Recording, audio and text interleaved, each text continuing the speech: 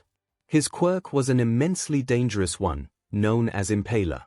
If he touched someone with both hands, he could cause a spike to form inside their body which would grow out their mouths and down into the earth through their bottoms. The most terrifying part was that the victim would be able to survive for days after being subject to the quirk, and could be saved if he undid his quirk's activation on them. Revenant did not want to deal with such a dangerous person, and planned to remove one of the man's hands in order to make his quirk completely useless. He had not told all for one of his intentions nor his desired deeds with this group. Giving that man the quirk of 𝐒𝐿 would spell disaster for anyone the man ever caught.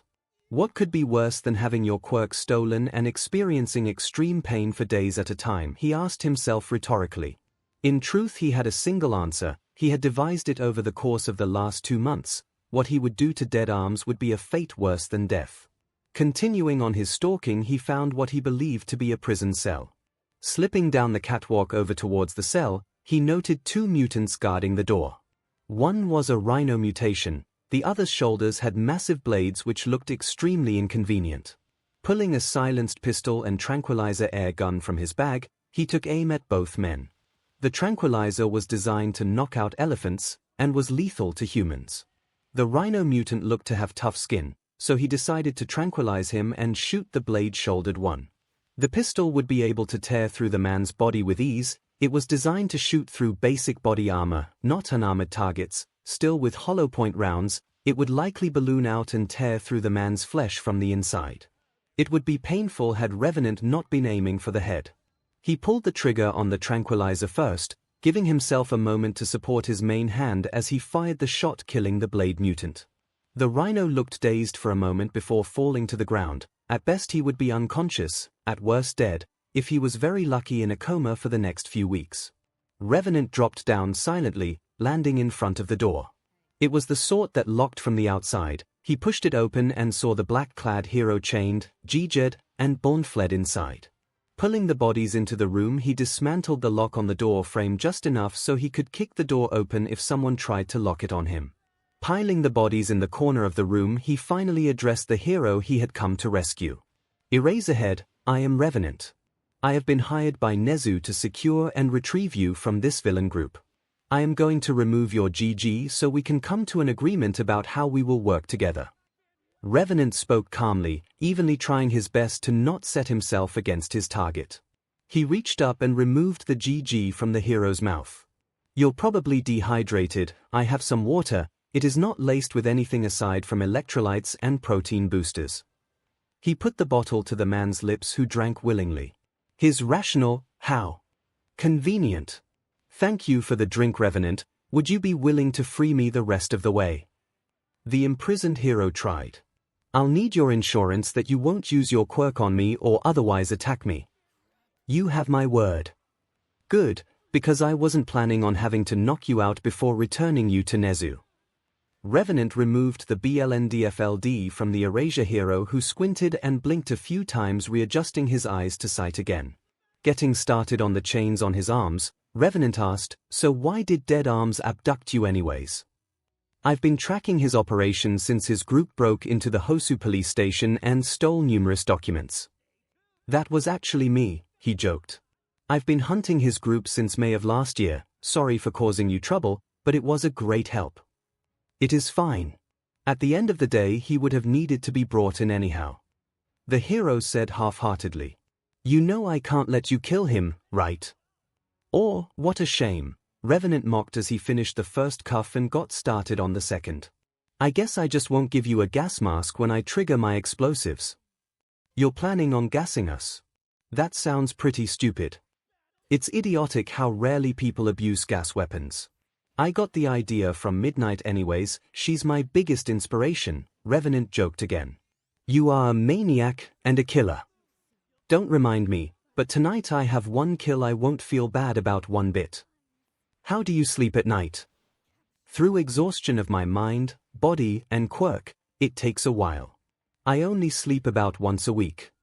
I feel that, Sometimes it feels like I only sleep once a week.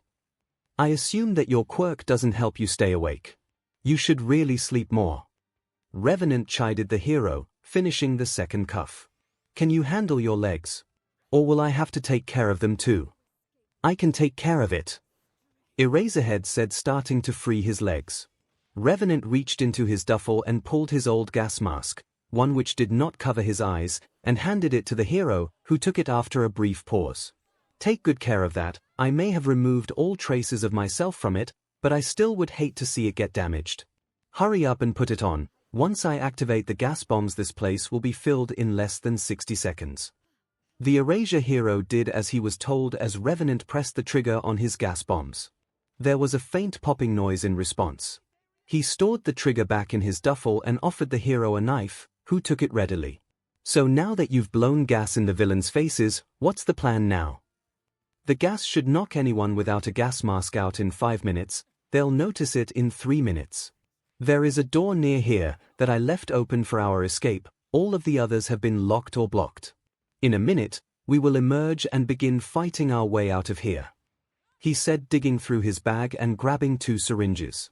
Showing one to Eraserhead. This contains a powerful paralytic agent. If you see dead arms, leave him be. I'll be knocking him out with this. The other is a unique enhancer drag in the same vein as Trigger. It was designed for my personal use. Stay away from me. Once it takes effect, I'll be thrown into a mindless state. The Erasure hero nodded, but had a confused look on his face. Wait, if you're in a mindless state, then how will you know to use the syringe on dead arms? He questioned as he finished with the second cuff, stretching out. You know, I didn't actually think of that. Well, I didn't actually see him in the building, so I guess I'll just have to hope he isn't here right now. Maybe he has a hot date. Revenant said, shrugging. He put away the paralytic agent and began clipping weapons to his combat suit, offering more to his temporary ally. He didn't have an analog for the man's capture weapon, so the man settled for a baton to go along with his knife. Anyways, if you get too close to me, use your quirk on me only if I charge you. The drag is biocoded to boost my quirk factor for about 3 minutes. That's incredibly dangerous, the hero chided the assassin. So is being a hero or hired killer? Your point is pointless, so shut up and put up. It's time to move. Revenant hoisted and zipped up the duffel into a far smaller and compact bag on his back as he opened the door towards the gas and violence he would be engaging in. Emerging from the room, the duo walked towards the end of the hall, pausing as Revenant injected himself with the drags. Good luck, have fun. If you want to, you can retreat. It's just more payment for me. His eyes grew colder by the second, and what appeared to be a tattoo began to glow under his goggles. Oh baby! It's time to 𝐔𝐬. The drag began working quickly, flowing through his veins like boiling lava, scorching and burning his insides. The feeling was like being given a dozen energy drinks while also being able to focus on anything for an instant and collect everything he wanted to know. He could feel his thought process speeding up, leaving his mind behind. The best he could describe it was the difference in feeling as he rode a slow motorcycle while his quirk was active. The world was in slow motion comparatively, only his body was also leaving himself in the dust. The feeling of disconnection struck him. He knew this feeling. It was the same one he experienced and remembered from his birthday, when 𝐴 used her quirk on him. This was a controlled rampage, or as controlled as could be. He was excited to be alive and surrounded by evil that he could kill. Aizawa watched as the assassin broke into a dead sprint towards a group of mutants he had alerted with his shout. He almost wanted to join in on the obviously unbalanced fight, but as he watched the killer draw and sink a blade into a man's throat in one fluid motion, he decided against getting anywhere near the tornado of blood and death. Instead, he contented himself to keep to the shadows and watch the killer work. When all of this was said and done, he would likely join Midnight in the hunt for the assassin, and given what he was seeing, they needed to increase the manpower on the villain and part-time vigilante. The man was like a feral animal, attacking with reckless abandon and roars of fury, punching, stabbing, slashing, kicking and throwing larger mutant villains around like ragdolls. Revenant was a dangerous individual, he was sure of it. Now he had ample proof. Even if he could be bought, there was only one way in his mind someone like this could become a hero. Turncoats were looked down upon even still, and his position would likely be as a tool of the Hero Commission as one of their private heroes. He did not care what Midnight said, this person should not become a hero under any circumstance. A large shark-type mutant approached Revenant from behind. Aizawa was about to move when the assassin jumped another villain's attack and threw a back kick, landing squarely on the shark's snout. The shark let out a cry of pain, recoiling and bleeding from the nose. Revenant landed on another villain's leg, snapping it backwards and likely crippling the man for life. He then took another knife in hand and slit the villain's throat. The bloodbath was brutal to watch, with too many events occurring at the same time for anyone to reasonably follow. He decided he had enough and began to leave, pausing when he saw 𝐻𝐻𝐻𝐻 arrive on the scene. They had no idea as to the villain's quirk, but from what little they did know, it was incredibly dangerous. 𝐻𝐻𝐻𝐻 was not a mutant, so his erasure quirk would be effective against the man, but said man was approaching Revenant too quickly to intercept without drawing close to the rampaging killer. A loud roar filled the warehouse as Revenant jumped up and bounded towards 𝐻𝐻𝐻𝐻, shouting, "Who was Dragon?" The question confused Aizawa. What specifically did Revenant have to do with a villain named Dragon? There were dozens of villains named Dragon, so what were the odds that Revenant had a vendetta against any specific one? Somewhat decent. People who used the name Dragon had a bizarre tendency to be severely underwhelming and entirely pompous. Revenant pounded onto 𝐻𝐻𝐻𝐻, driving a knife straight into the man's shoulder, who tried in vain to grab the assassin. Revenant kicked off the villain, pulling a pistol and shooting a pair of mutants who were fast approaching as 𝐻𝐻𝐻𝐻 recovered. So far the berserk assassin had killed at least 10 men, not to mention the few he had left broken and crying on the floor. Now he was focused entirely on 𝐻𝐻𝐻𝐻. "Where is Dead Arms?" Revenant said, bloodlust filling the room. It was incredibly potent, even without shouting his words reached all who could still hear. 𝐻𝐻𝐻𝐻 looked about ready to SHT himself. The knightly villain stuttered and shuddered under the overwhelming threat of the BLD splattered Revenant, his long white hair long since made impure with the massive amounts of BLD that dotted the once clean white cloud of his hair. Aizawa could not hear what 𝐻𝐻𝐻𝐻 said in response to the BLD-soaked killer, but whatever it was, it did not please the villain, who chopped off his hand with a large knife. Aizawa winced in sympathetic pain at witnessing the display. The man fell to the floor, passed out. Revenant seemed to have largely calmed down, and motioned for Aizawa to approach. "The drags have worn off, I think. You're safe to approach. I don't know first aid," Revenant said as Aizawa approached. "We have to make sure he doesn't die. He knows the second most about the organization. You'll have your criminal, but I'll be taking Dead Arms." Aizawa didn't respond but instead began to work on ensuring the one-handed villain did not die.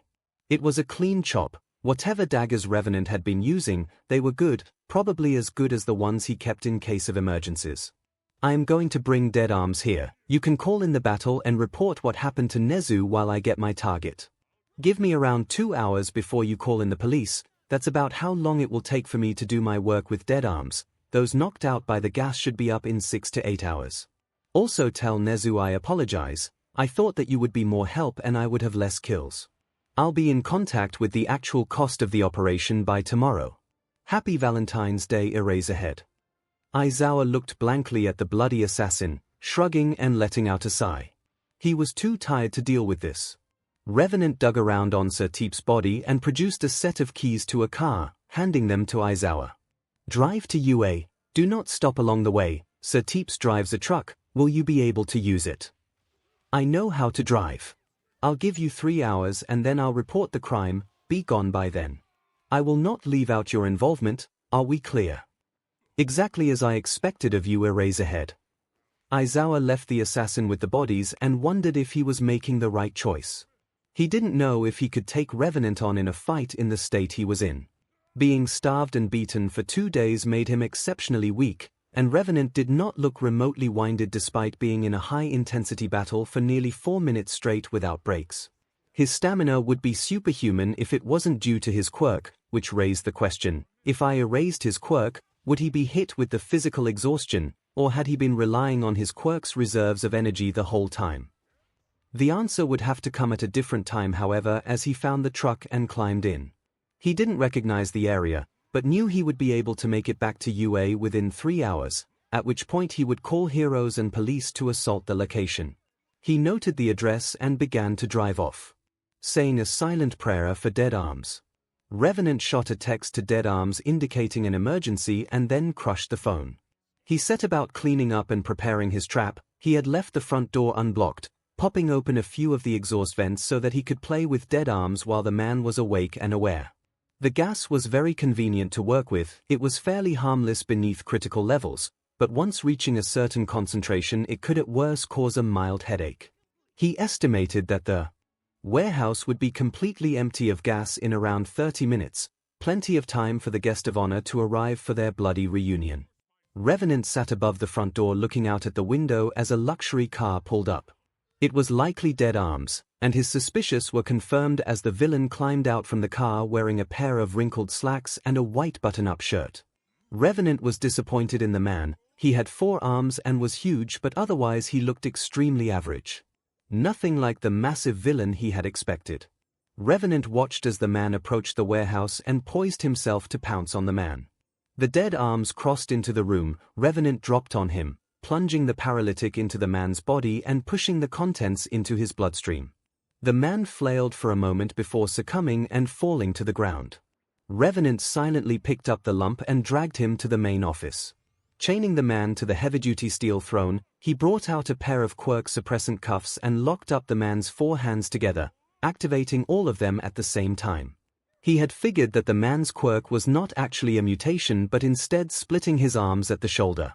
The moment his quirk was suppressed, the 2 arms reconjoined until they came to the hands, leaving him with 4 hands and awkwardly splitting forearms, constantly attempting to rejoin. The man let out a groan of pain as the paralytic agent began to wear off and the pain hit. Revenant finished chaining the man to his throne and began to unpack his duffel. Snuff do not read if you are squeamish. He brought out numerous tools which joined with the other items he had collected while awaiting his guest. His first task would be an interrogation. He wanted everything the man had, and he would get it on this night.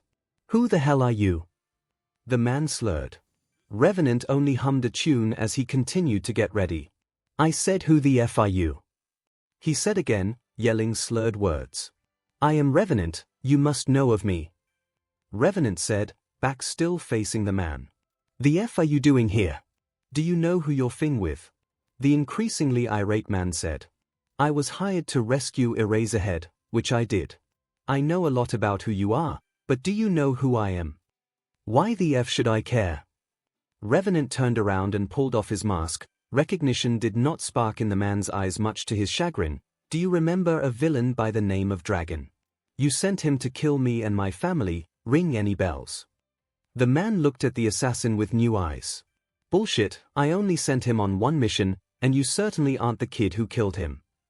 I remember you coming to my hospital room right after I woke up.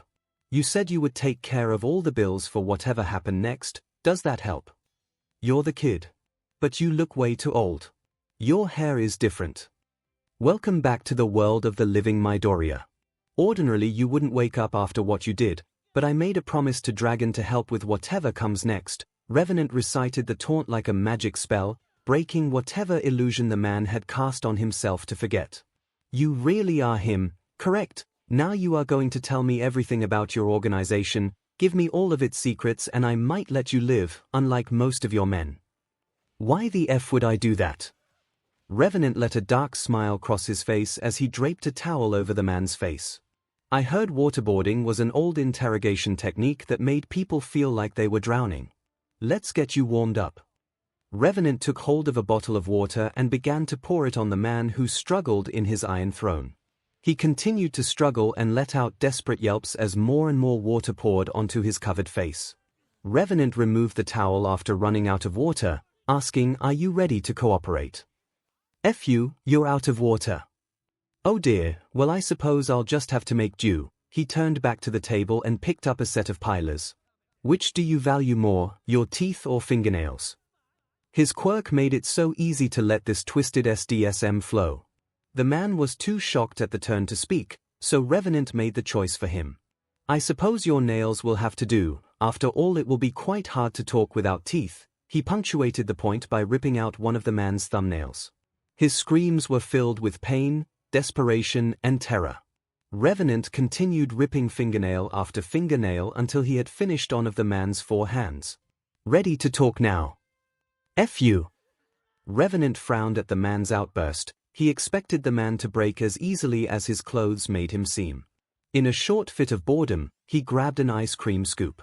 I don't like those defiant eyes, I'll be taking one. Without another moment's pause, he bared down on the man's head and scooped the man's right eye out, flinging it into a corner. He placed the wet towel over the man's now empty eye socket as he screamed in agony. He put on a pout before deciding to finish off the man's other split hand, tearing fingernail after fingernail, not giving the man a moment's rest. Please, kill me, the man muttered after Revenant gave him enough time to settle down and stop screaming. Tell me the password to your information network, and I promise I will kill you. It's my son's name, 𝐂𝐻𝐻 Yamada. Revenant logged onto the computer and started a download of all files to drive he brought out from the bag. You have what you want, kill me. The villain practically begged. He was such a sad sight. Revenant replaced his mask and gazed at the man, mask hiding the creeping smile that stretched across his face. He picked up his pliers and began removing the rest of the man's fingernails. The man's screams echoed throughout the warehouse as 10 more fingernails fell to the floor. His screams were satisfying, but the punishment was not enough. Revenant picked up a hammer and began to smash each of the man's fingertips. The man passed out due to pain. Revenant was not done, however, slapping him until he arose again. The process continued for over 30 minutes. Revenant growing increasingly unhappy with the feeling of inflicting pain on the man. Hearing the man scream had lost its shine and entertainment value, now it was just sad. He punched the man repeatedly until his face was just a bloody pulp. He was angry. This man was nothing like he had expected. He was feeble compared to those Revenant had come to fear. With a bored expression hidden by his mask, he decided to end the man's life, pulling a small shaped charge from his bag. Originally, he planned to use the explosive in case he needed to breach a door, but since he was able to break in so easily, he decided this might give him some degree of excitement. Sticking the explosive to the man's chest, he connected the trigger and began to collect his things. Snuff over, you can return. Short summary, Dead Arms doesn't remember Revenant. He gets tortured until he gives up all his information. Revenant ends up feeling sad and dejected at his own torturing of the man who he expected to be far more powerful and villainous. He rigs the man's body to explode and collects his things to leave. Revenant left the building and triggered the explosive charge he left on Dead Arm's chest. It was immensely unsatisfying ending his revenge like this. Because the villain I killed, his boss pitied me, they threatened my mom and me. I want to kill them, then what? Then? I don't know. Kaken had been right all that time ago, he still didn't know what he would do next. He would need to discuss with Nezu about his payment, but first and foremost he needed to escape the crime scene. Hopping on his bike, he sped off into the night. Nemurai Kiyama was rudely awoken at 4 a.m. by Nezu calling an emergency meeting. She groaned as she got out of bed and into her hero outfit. She had always known that the UA workday technically started at 6 a.m. and ended at 5 o'clock with exception to emergencies, but she was stuck wondering what the hell kind of meeting could necessitate a meeting at 4 a.m. Yawning, she made her way down the steps of her apartment and hopped on her motorcycle, heading off to UA. The city itself was not even awake at the ungodly hour of 4 a.m., the world still and quiet. She rode in silence, focused wholly on not passing out. Arriving at UA, she left her bike in the teacher's parking lot and spotted an unfamiliar truck. She couldn't think of too many heroes who drove trucks. Trudging into the building, she arrived at the conference room to a significantly exhausted-looking Shota and frazzled Nezu. She had been the first to arrive, and from the tense atmosphere she knew to keep quiet. Taking her seat, she shot a concerned look at Shota, who blinked in response. Whatever message he was trying to pass was not received. Slowly other faculty members arrived. Once all heads were accounted for, Nezu began to speak. Last night, after expending all other resources, I hired Revenant of the Spirit Network to rescue Eraserhead, who had been captured by Dead Arm's villain organization. He offered 2 terms of payment, monetary or a golden ticket, granting whoever hold the ticket free pass into the hero course. Commotion exploded in the conference room at the announcement. Everyone was shouting in a moment about how unjust and criminal it was of 𝐒𝐲 to hire a villain to recover 𝐻𝐻𝐸, or how dangerous a golden ticket would be, how unfair it was to the other students. 𝐼𝐸 kept quiet. There had to be more to the story that 𝐒𝐲 was letting on. Quiet! 𝐶𝐿 shouted, activating his quirk for good effect. Thank you, 𝐻𝐻𝐸. I will not defend my actions in hiring Revenant. Given 𝐻𝐻𝐸's own investigation, they know the most of anyone aside from himself and the lead detective on the case. 𝐻𝐻𝐸, given the information you had on hand, could you have found someone in the same amount of time it took Revenant? I could not. Based upon our conversation while he rescued me, he already knew as much if not more about Dead Arms organization. Is that enough to sate your fury on the hiring of Revenant? A few heroes grumbled an affirmative. Now I ask you all for permission to issue him a golden ticket. The room exploded yet again into noise and shouts. This time 𝐼𝐸 took charge. Shut up. 𝐒𝐲, what is the meaning of this? His original estimate for the cost of the rescue mission was 70 million, however due in part to protecting 𝐻𝐻𝐸, he shot an angry glance at the man. The cost has ballooned up to 120 million, as he was responsible for taking down close to 20 villains on his own. The cost was incredibly high, around the entirety of the budget of the hero course for a year. Shock filled the room at the discussion of the cost this mission had cost them. Everyone was silent. That is why I ask you to help me decide if we give Revenant a free ticket into UA's heroics. This cost would be a heavy burden on the school. I know our budget has been growing recently, but this would essentially put UA into debt for a short time. We cannot allow this. We should just arrest him.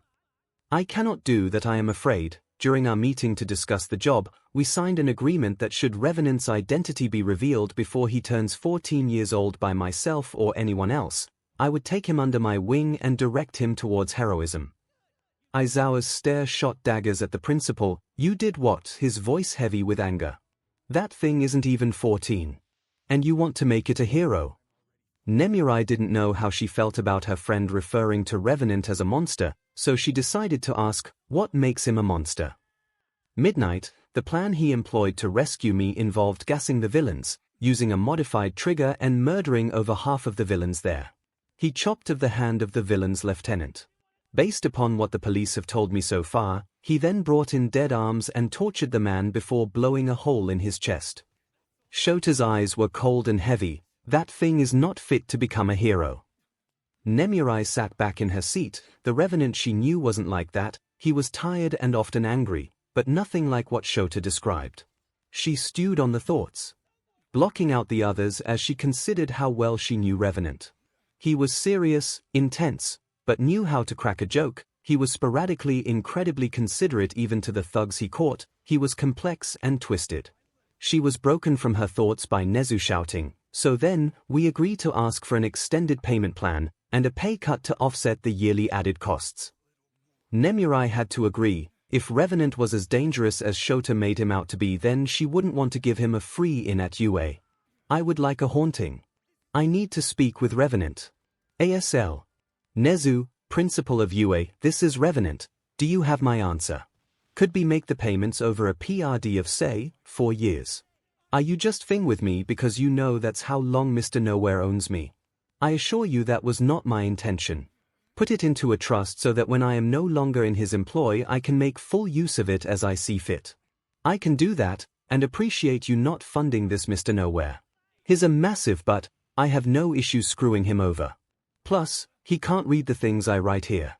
Oh. Then can you tell me more about him? Sure, for a price yuan, he's a pretty important guy. Info is extremely valuable. Never mind then. I look forward to seeing you again, Revenant. Although a thought occurs, you, as Zentaki, spent the better part of 2 weeks pretending to be Eli Kanaya's boyfriend and Midnight's child. Do they know? Miss Kanaya is a client. Midnight knows my civilian persona. I would appreciate if you did not pursue either. I see. I shall be keeping an eye on you, Revenant. I must look after my own investment, shouldn't I? Do not worry, I'm a self-investing equity. Very good. Should you need to reach me, here is a private address. Mouse. Mail, really? Yes. My hidden affairs code is hidden forbidden secret. My old one is too young. Too young. Country. Have a good day, Revenant. I have schoolwork to attend to. Revenant leaned back from the computer. He had been staying awake by chugging energy drinks. He felt completely dejected. The one thing he had lived for had gone away. He felt empty and hollow, similar to how he had after waking up on Kaken's corpse. At the memory, he let out a strangled cry. He still wore his combat gear. He needed a shower. Climbing into the shower, he washed himself as best he could. The suit would need extensive cleaning. His hair was a mess, everything hurt, even his quirk felt like a lump of burned-out ash in his core. He took his time cleaning his hair. It was thick with BLD, dirt, and heavily damaged. He would need to stop by Mariko's in order to get it repaired.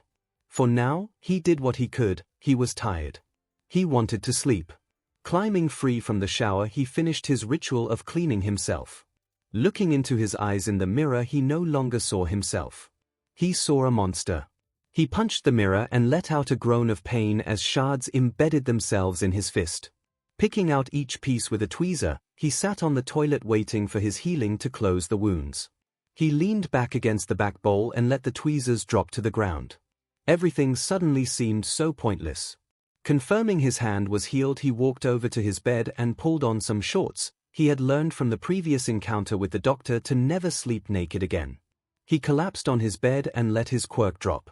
The wave of emotions that hit him was worse than anything he had experienced previously. He couldn't breathe under the pressure of his emotional turmoil. He could not see forward. He was blinded by his guilt in destroying a man's family. He was frozen by the cruelty of his own actions.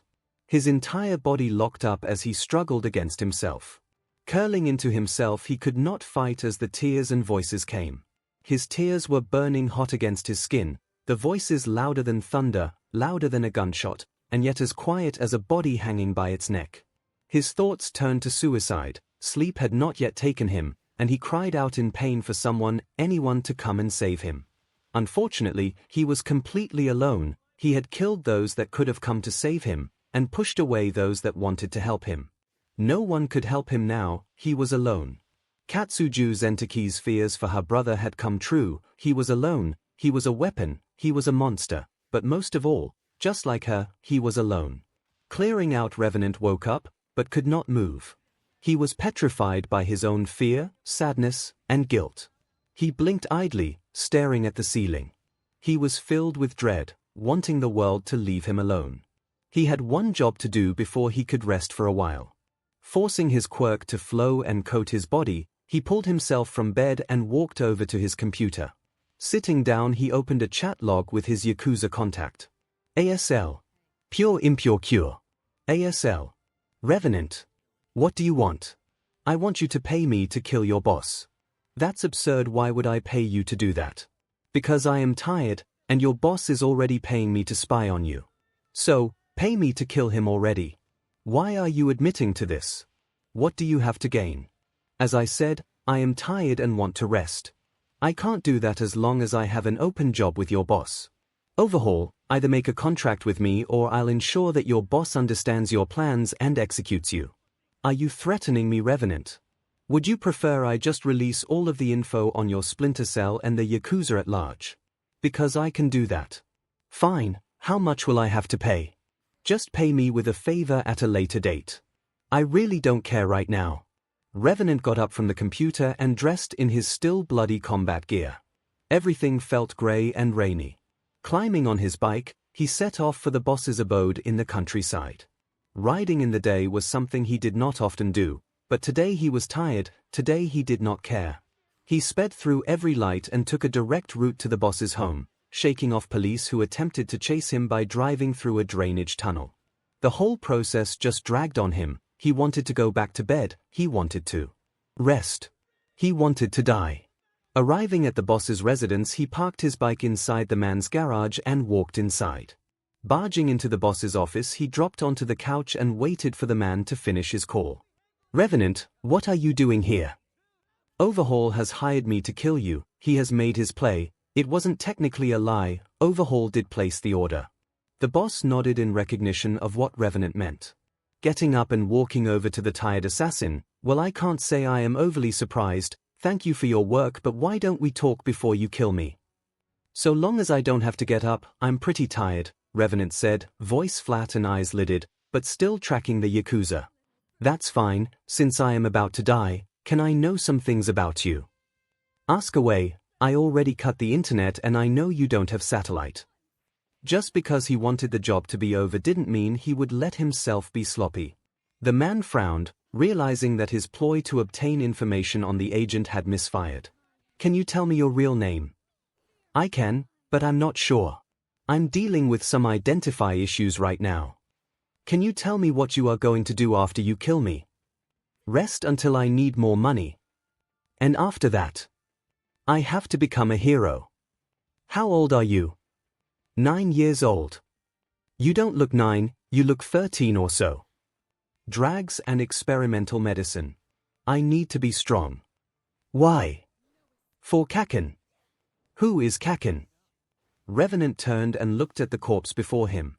He didn't even notice when he got up and killed the Yakuza boss. The person who gave her life for me. Why do you deserve to live? I don't deserve to live, I just have to. Why? To be 𝐿𝐿𝐵's hero. To be strong, to help others. Then why aren't you doing that now? Because I belong to a villain. That's just an excuse. It's not. I owe him my life. Does he control you? I don't think so. You aren't sure. Are you a villain? Yes, but I am also a weapon. A weapon for a villain. What about your free will? I don't know. Revenant stopped talking to the corpse and began to investigate the home, finding a letter addressed to him. Revenant, I strongly doubt you will need to read this letter, but in the event of my death I leave to you my fortune. I did not have any children, and chatting with you these past months has been enjoyable. On the back side of this letter is the access codes to my trust fund, use it as you wish. For my dying wish, I ask that you cease working with Overhaul and blacklist any of my former organizations. You may put on a show of being cold, emotionless, and strong, but I can see how hurt you are. This life does not suit you. I ask you, leave behind the villain life and settle down somewhere. There is a nice town in the country I could suggest, very rural, very cheap. I've sent many former employees to live out their retirements there. It has been a pleasure working with you. Kenichi Shinoda. Revenant read the letter, giving the back a once-over, finding the promised codes. Folding it up and placing it into his pocket, he walked through the rest of the house. It was completely empty, no personal effects, it felt lonely. It felt like him. He could have lowered his quirk even one bit and cried, but he did not. Instead he left, returning to the city and his warehouse. The ride back could have or could not have happened. For all he knew, he teleported back to the warehouse, stripped and threw on some pajamas. The world flowed in slow motion. It reminded him of the high he felt from using the enhancement drag last night. Was that last night? He couldn't remember. He sat at his computer and opened a chat log with Overhaul. ASL. Pure impure cure. ASL. Revenant. Job's done. That was quick. Where does that leave us? Sorry, your boss gave me one last job, to never work with the Yakuza ever again. Paid me with his life savings. Technically you've been blacklisted. That's unfortunate for my organization, you would have made a decent addition. I don't care. Just remember the next time I come to you, it will be for a favor that won you your mafia. Yeah, whatever. Right, goodbye Overhaul. I hope to speak with you only once more. Alright, goodbye Revenant. Revenant sat back in his desk and pondered what he would do next. He decided to contact All for One and inform him of his taking a vacation. The boss did not seem to care, and wanted to know where he would be staying. Revenant didn't really know, he wanted to travel around Japan, and so requested a tracking device so that his MSTR could find him should he need his help. He also sent All for One the credentials to continue looking through the police database.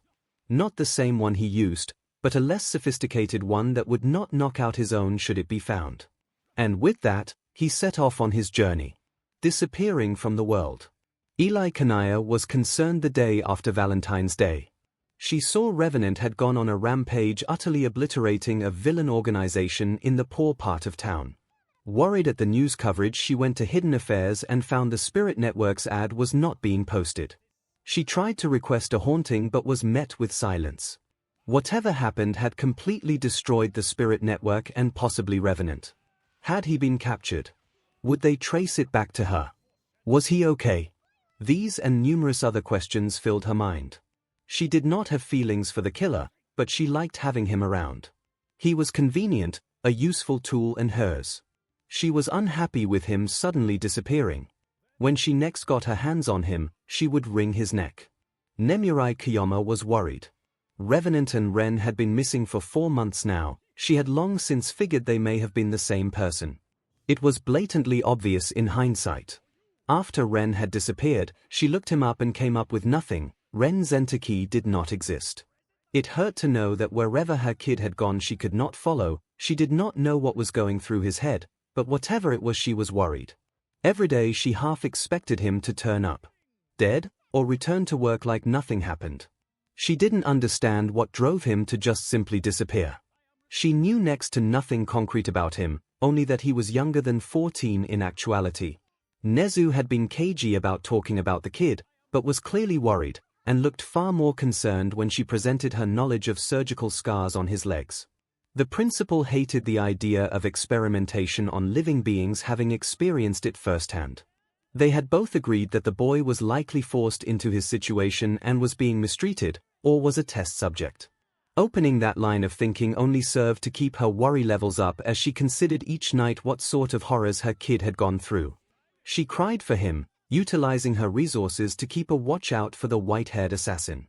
All for one watched as the doctor commenced his latest experiment on Revenant. Since going on his vacation, the boy had provided the doctor with ideas and enhancements that he personally wanted.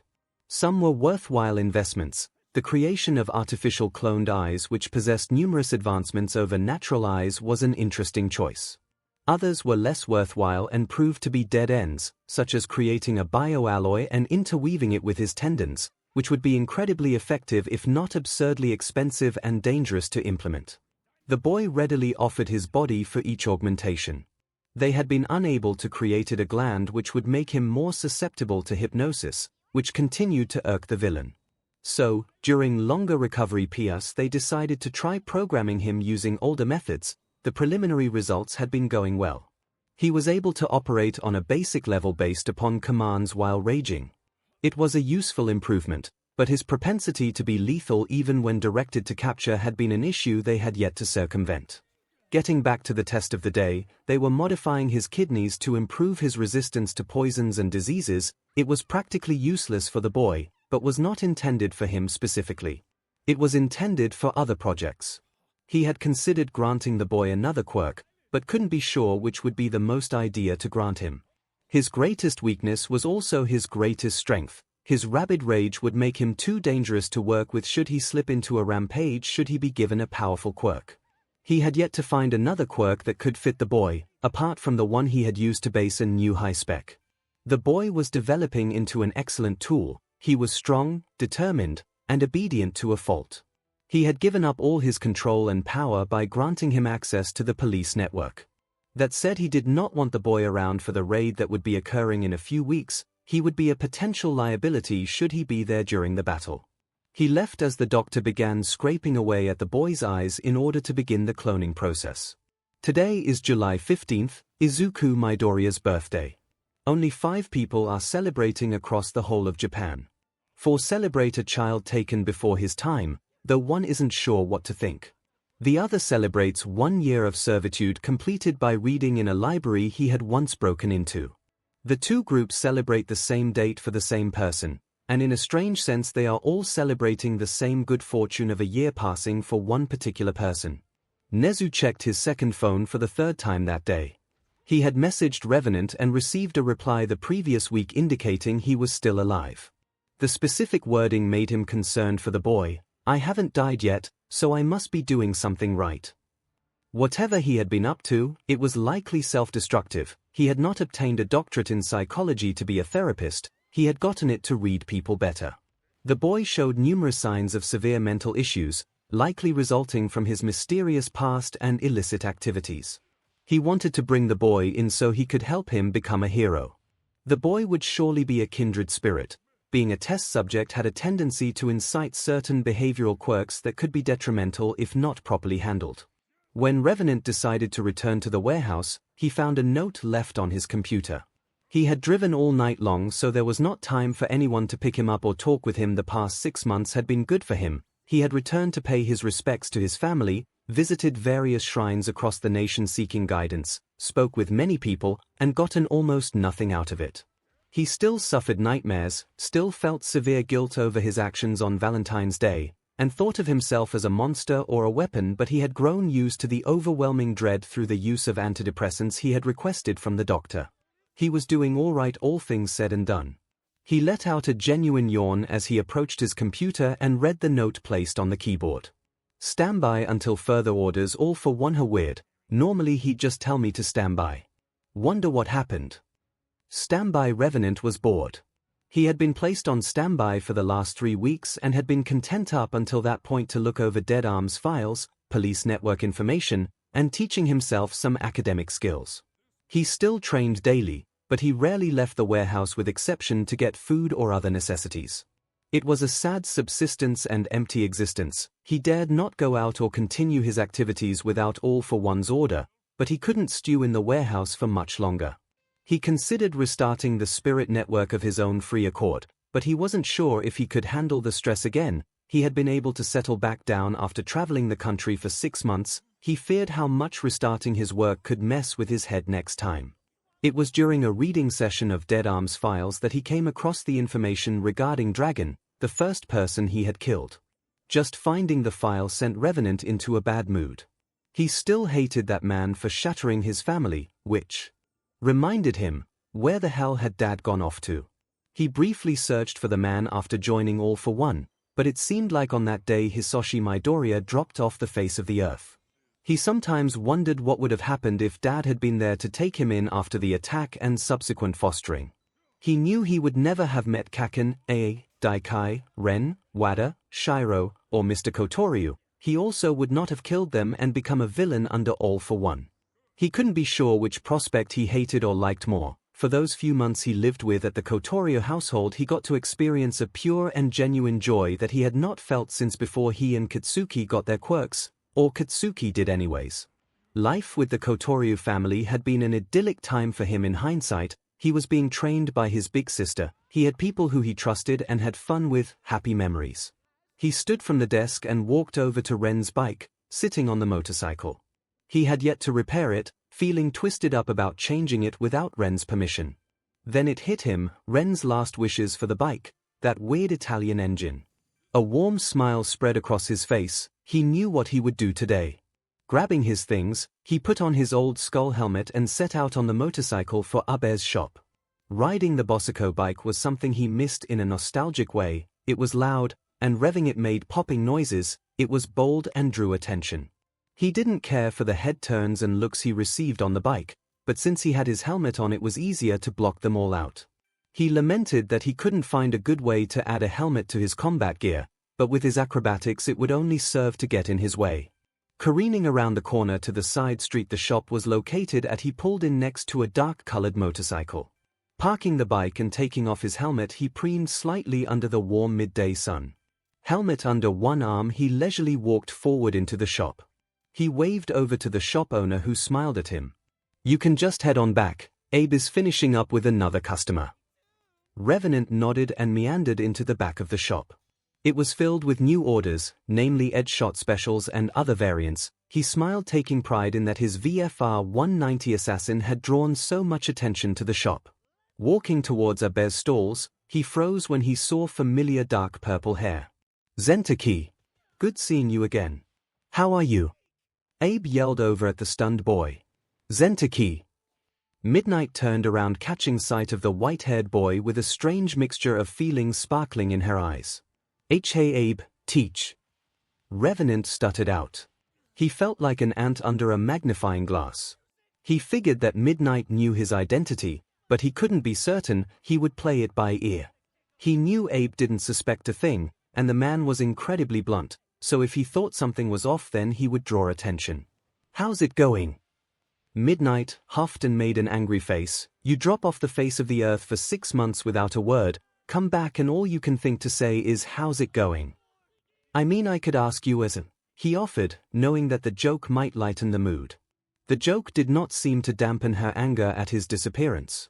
I believe last time we saw each other I promised we would be having a chat regarding your evening activities.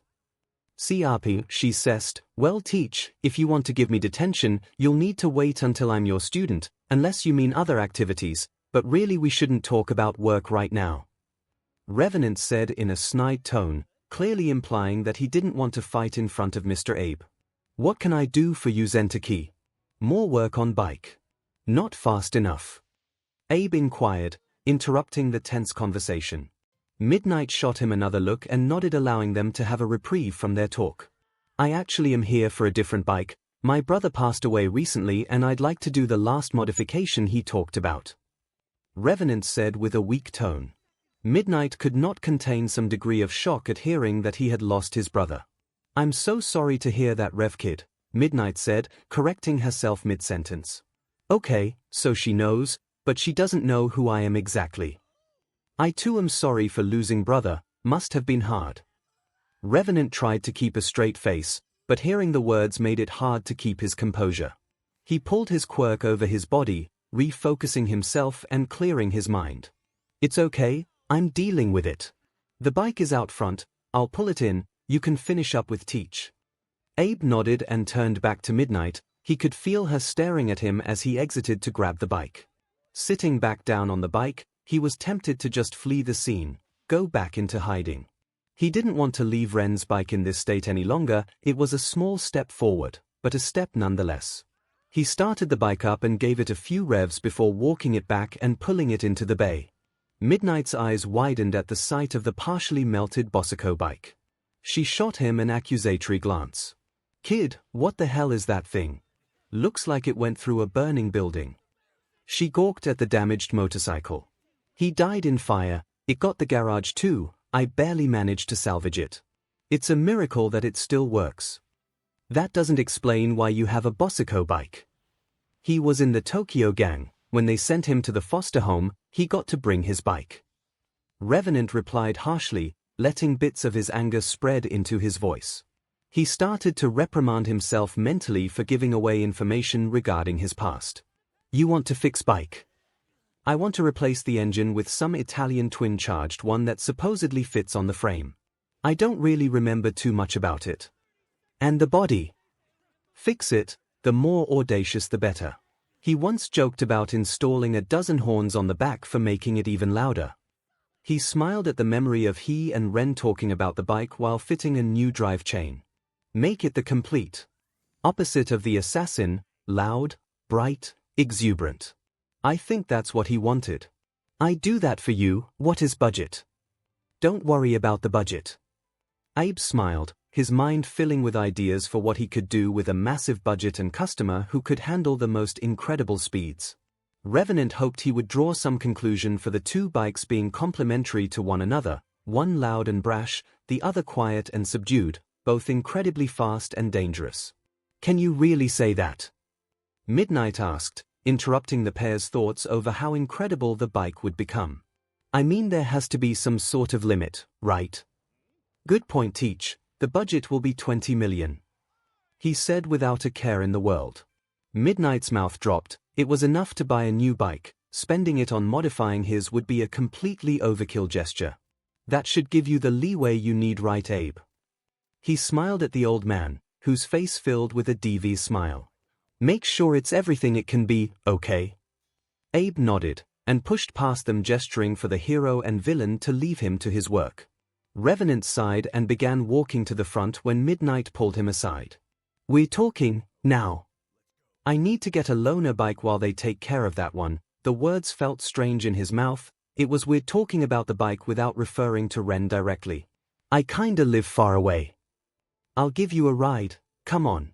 And don't try escaping, you aren't wearing a gas mask. Midnight threatened. Revenant sighed and lamented his fate, to follow the orders of the hero who could and should turn him in. Placing his helmet on his head, he joined her on her motorcycle as they drove to the city. She wasn't taking him straight home, instead she would take him to lunch first. It was a small cafe and private dining location, one designed for keeping the occupants' privacy safe. Sitting across from each other in the NTMT booth, Midnight locked the door and began to drill him with questions. "Where did you go?" I was worried. "I went on vacation, I wanted to take a break from work." "Where specifically did you go?" "I traveled the country on my bike, visiting all sorts of places, eating all sorts of food." "Are you joking with me right now? Because if you are, I swear to God, kid, actually that's a good question, what the hell is your name?" "It's Revenant now, my old name doesn't really matter." "The F it does.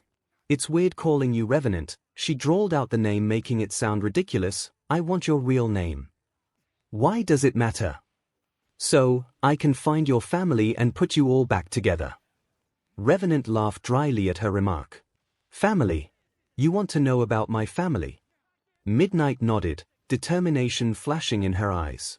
Revenant filled his body with his quirk. He knew he couldn't talk about them without it. It was hard enough to think about them with his quirk active. She tensed and brought her arm forward, ready to use her own quirk to subdue him. "My dad went missing the day I realized my quirk. Seeing her kid kill a villain broke my mother. She doesn't even know who I am. I was sent to a foster home for kids with dangerous quirks." He was rambling slightly, but couldn't stop, nor could he stop the tears starting to form in his eyes. "At the foster home, I met someone who I thought of as a big sister. For the first time in my life I knew I was wanted, even as a killer. 𝐭𝐽 was there for me and loved me. She was training me to be her hero. Because she didn't want to be a hero, she wanted to train them. Her quirk was like mine, only without sending her into a killing rage." Tears began to drop from his face freely.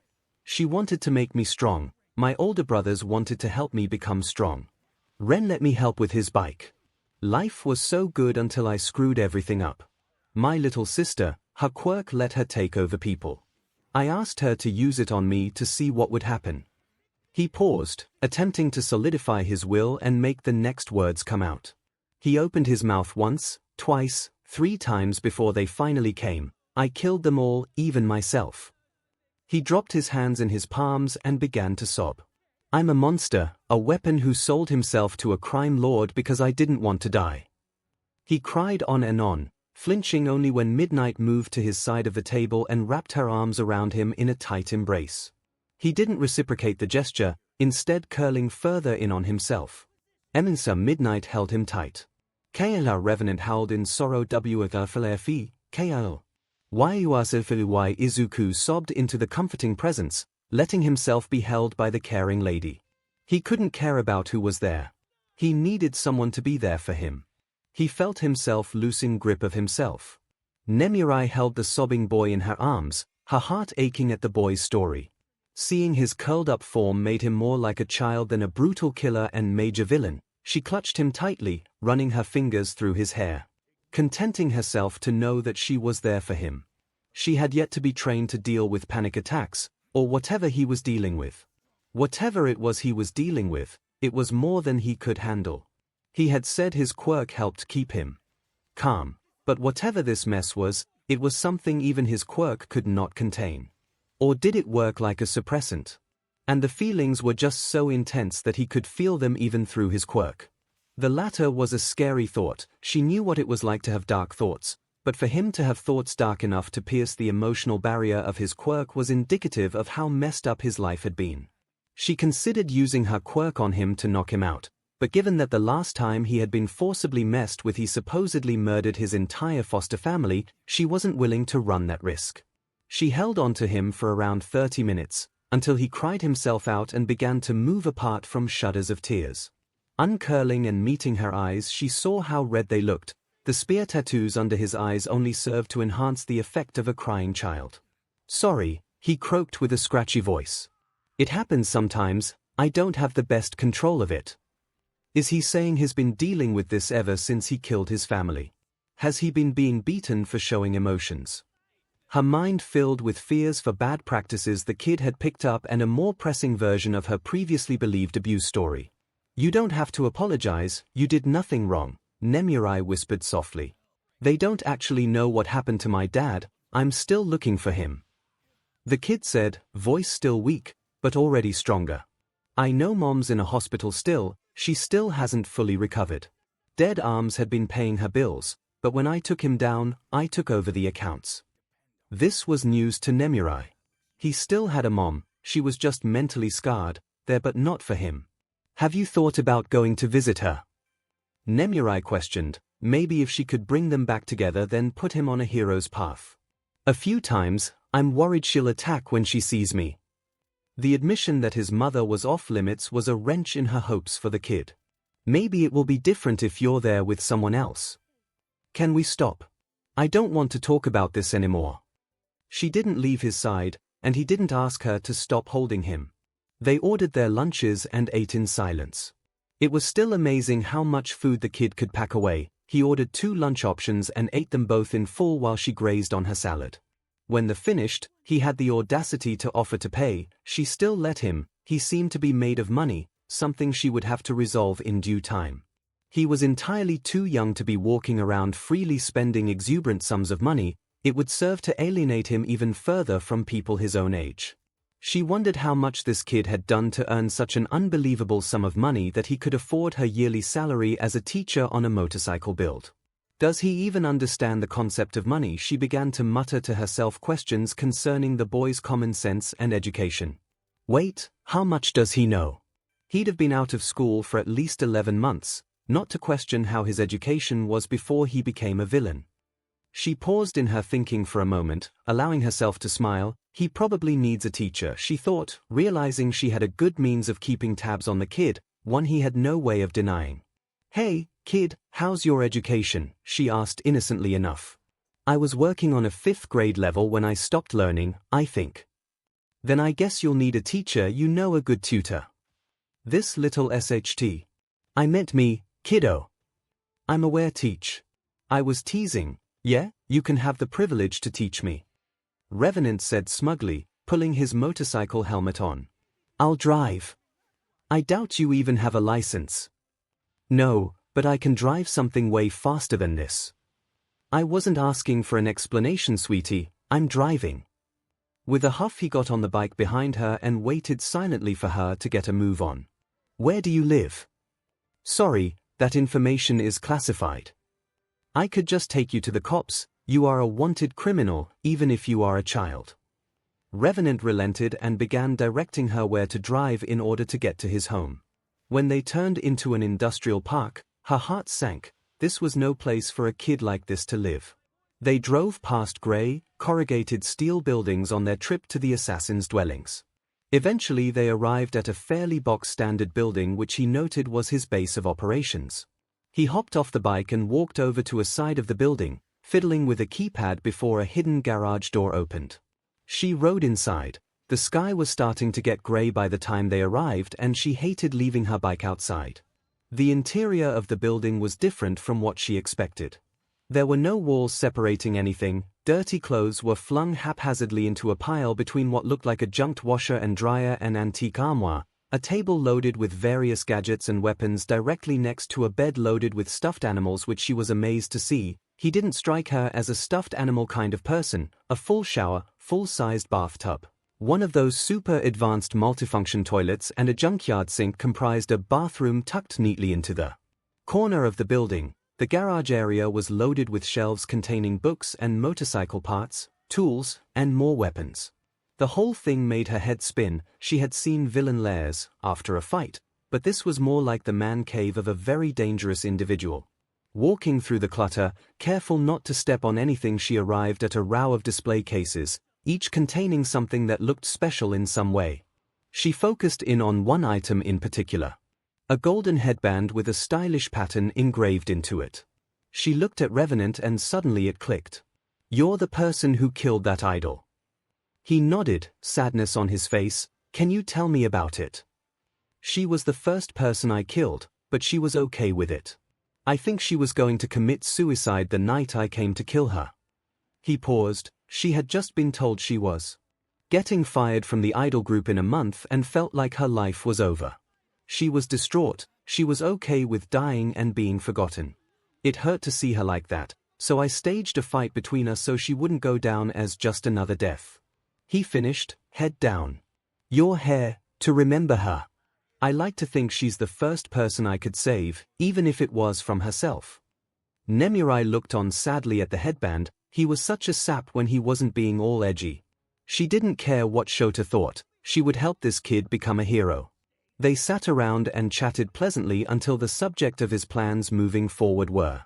He complained about how he had been on standby for the last 3 weeks and was bored out of his mind. He could only mess with people on hidden affairs so much. She didn't know who his boss was, but she urged him to try and move on and leave the life of villainy behind. The guy I owe my life to isn't someone who you can just ignore. He is monumentally dangerous. He spoke about the villain who held his leash with a bizarre mixture of respect, hatred, fear, and reverence. Whoever he is, she had to take him down if she wanted her kid to give up the villainous life. Eventually the rain let up and she bid him goodbye, promising to come back after a time. She wanted to keep him out of trouble and safe, almost as much as she knew she needed to turn him in. She would need to find out who held his leash, and pray he does not disappear again. Revenant sighed as the heroine left the warehouse. He only had one backup plan for should his location become compromised. It was a project he had started at the behest of All for One. Groaning, he began to pack up his things. Once he began the process, there would be no way for him to recover any of his leftover items. Thankfully, he didn't have much to worry about. Boxing up his things was a slow process, but he did not need to take any of his furniture that was already at his backup location. Disassembling the computer console had been something he had practiced multiple times in order to maintain and clean the monstrous computer. It was a boring and menial job for him, but one that would keep him in a state of advantage over other criminal organizations. Packing his things took a few hours, deciding which things to keep and which to leave behind. Satisfied, he called Duran to send a group of movers. It was an arrangement they had made months before, during his time on vacation. He placed the items into a shipping container behind the building and set about placing explosives and napalm throughout the building to ensure everything would be incinerated.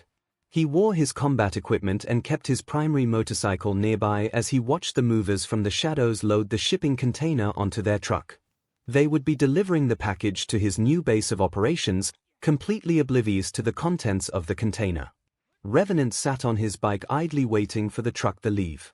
Once they had left, he waited 5 minutes before setting a timer and evacuating himself.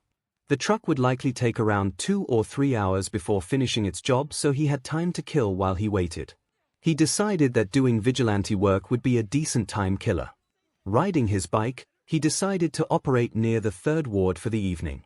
He locked his bike between a pair of cars, placing a small boot on the bike to ensure no one could steal it. Looking around, he spotted a fire escape and scrambled up to the rooftops. Looking out over the city, he jumped around looking for anything out of the ordinary. The night was quiet, cold, and eerie, like the villains dared not come out after the harsh rainfall earlier that day. He began to follow one person who looked vaguely familiar. He couldn't place them, but their quirk was familiar in some way. The person ducked into an alley after another person. Revenant peered over the edge of the roof and watched, waiting to see what would happen to the duo. The lead target was a plain-looking person, lacking any defining qualities. The follower had red wings which stood out distinctly.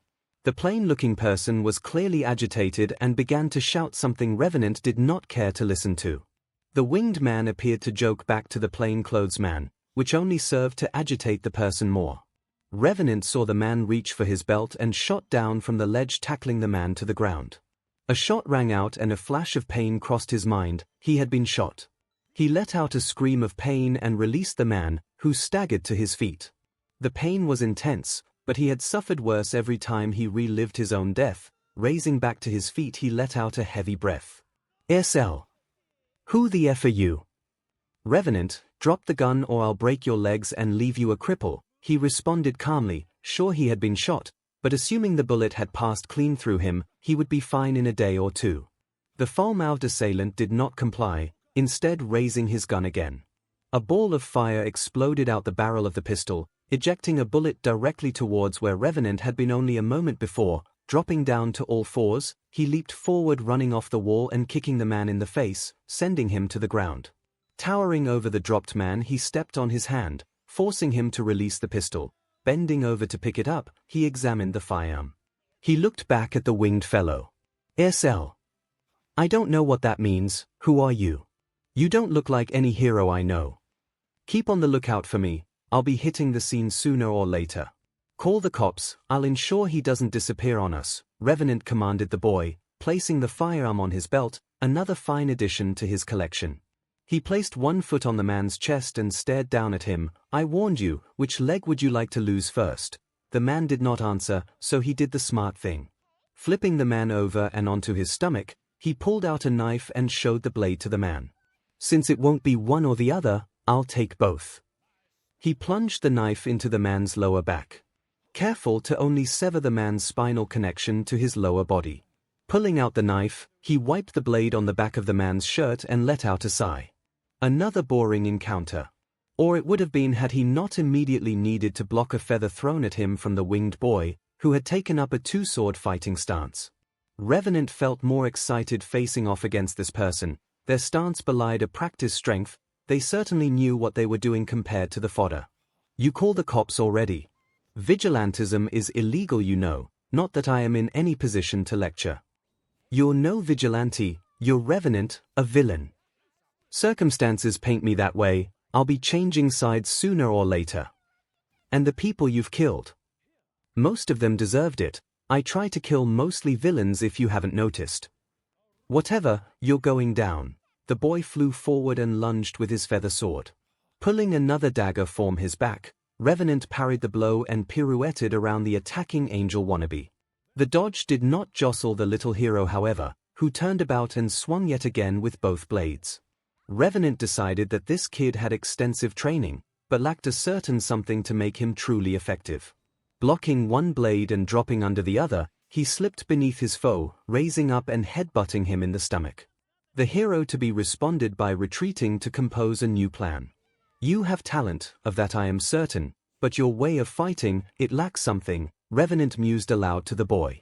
Enraged, he charged again, this time seeking to mix up his attacks with projectiles as well as sword swipes. Revenant willingly took a blow in order to catch the boy off guard and take hold of one of his arms, which he used to throw him to the ground. Never underestimate what your opponent is willing to do in order to win. Also, you should have targeted my right side since I was shot in the right leg. The calmness of the advice knocked the boy off balance. Why are you telling me this? He growled angrily. For my big sister, she wanted to be a teacher for heroes, but she can't do that anymore, so I'm doing it when I can. Plus it's fun to mess with heroes, Revenant finished with a joking tone. Why are you a villain then? Why not a hero? Think on the name Revenant, it's entirely accurate to my case. I enjoy being thematic. Revenant said before cuffing the boy to a fire escape ladder. Now be a good boy and wait for the police, they'd have the key anyways. Leaving the boy locked to the fire escape, Revenant decided that he had killed enough time and would head to his new base of operations. Move on / BSU. Revenant rode through the neighborhood approaching his new domicile. It had cost a substantial amount of money and time to prepare, and it still wasn't actually complete, but it would serve his purposes for the time being. He was in a more affluent and diverse area. The base had been owned by the Yakuza boss, but since taking ownership he had renovated the compound to better fit his own purposes. It was closer to the city than the deceased man's actual home, more of a business abode compared to his grand estate in the country. The compound was not as horrendously massive as his neighbors' homes, but more modest and practical in his opinion. He didn't have multiple-story tall built-in libraries, but he did have plenty of space for himself and a few guests. He didn't anticipate having any guests in the short time he would be there, but once he swayed sides, he would no doubt be able to make friends again. The prospect of having friends was a pleasant thought. It had been a while since he had any friends. Driving past the massive hedge wall of the neighbor's estate, he spotted the gate to his own buildings. Pulling up to the gate, he punched in his code and waited for the massive wrought iron portcullis opened, granting its owner access. Driving through the gate, which closed behind him quickly, he did not take the path to his left and instead rode forward, pressing a button on his motorcycle's handlebars, opening one of the garage doors. Turning into the garage, he set his bike in one of the empty bays. In the others still sat the estate cars of the previous owner. They were expensive and would be a major pain to sell when the time came for him to make use of the space they occupied. Dismounting, he closed the garage door behind him and set about inspecting his property. Walking into the adjoined hallway, he continued down the way to the workshop. It contained adequate amounts of machinery for most any need, be it creation of gadgets, maintaining weapons, or prototyping equipment. In the corner was a server room and room where he would set up the computer, his ops center as it would be called. Continuing out the back door, he spotted his shipping container placed behind the building. He quickly looked inside, confirming that it had not been disturbed during transit. Satisfied, he walked past 2 storage sheds and moved next door to the training building. Entering from the back, he looked around at his personal gun range. He didn't particularly care for using firearms, but he had collected enough in his time spent as a vigilante to have enough where it would be a mistake to not know how to use them properly. He looked at the myriad of rifles he had inherited from the crime boss. Many looked out of date, collectible, valuable. They would serve as another source of income should he exhaust the deep pockets he had created and inherited from the old man. Leaving the firing range, he passed through a dojo room where he would be able to train his martial arts in peace. Opposite the wall along which he walked was the door to the weight room. The whole building used to be a martial arts dojo and separate shrine, but he had combined the two into his new training area. Walking through a small locker room, complete with shower, he emerged out the front, luing out on the courtyard of the complex. To his left was the garage and workshop building, to his right the main house's ballroom. Stepping down from the dojo, he made his way along the cobblestone path to the main house. Pulling the key from his pocket, he unlocked the massive old wooden doors. Pushing into the great hall, he removed his shoes and began to inspect the building. To his left was a set of stairs leading to the second floor. Behind those stairs was a guest room and laundry room. Directly in front of him was a makeshift rec room, previously a sitting room for tea. Just to the left was a restroom. Following the hall to the right, he opened a door and looked into the library. There were a great many books he would have ample time to read on his long boring standby. Behind him was the kitchen and pantry. It had yet to be stocked, but he would solve that issue in time. At the end of the hall he entered into the dining hall. It was a grand room filled with fine wooden furnishings and a massive table. The wall that pointed out toward the dojo was made almost entirely of glass, allowing form spectacular natural light. Satisfied with the first floor, he ascended the stairs to the second floor. It was mostly bedrooms with exception to the study which sat across the hall from the MSTR bedroom, which was located above the library. Inside the MSTR there was a massive bed and modest furniture. The north wall towards the dining room had a false panel hiding a panic shelter in the event that the occupant wanted to be safe from nearly all attack vectors. Stripping off his gear, he walked into the bathroom and began to address his wounds. The bullet had indeed passed cleanly through his leg, so after bandaging the wound and cleaning himself off with a sink shower, he pulled on a robe and set about unloading his things from the shipping container. He would not be actually installing or unpacking. He just wanted to have the eyesore removed for the premises before anyone really knew he was living there. It might get people suspicious. Finishing, he ordered himself a large meat lover's pizza and settled in for the day.